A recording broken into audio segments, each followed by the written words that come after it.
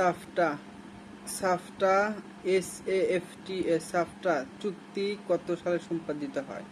1998, 2002, 2004, 2009। উত্তর হবে 2004। সাফটা south Asian free trade area হলো দক্ষিণ এশিয়ার দেশগুলোর মাঝে অবাধ বাণিজ্য প্রতিষ্ঠার একটি সমঝোতা চুক্তি।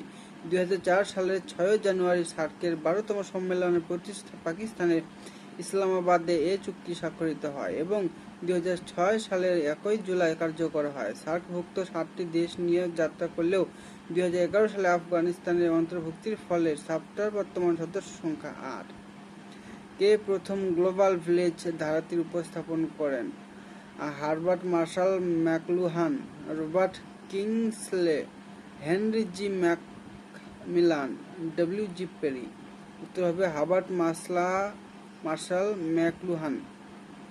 কানাডার টরন্টো বিশ্ববিদ্যালয়ের ইংরেজি বিভাগের অধ্যাপক ও বিখ্যাত দার্শনিক মার্শাল ম্যাকলুহান 1962 সালে তার রচিত দ্য গুটেনবার্গ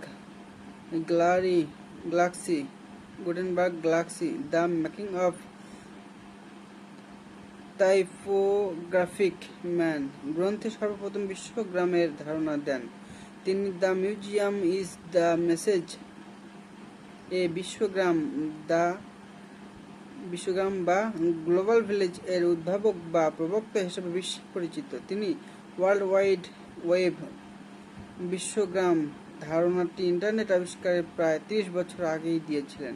পরবর্তীতে তিনি 1964 সালে understanding media, the extensions of man 1964 নামক গ্রন্থে বিশ্বগ্রামের ব্যাপারে বিস্তারিত ধারণা প্রদান করেন।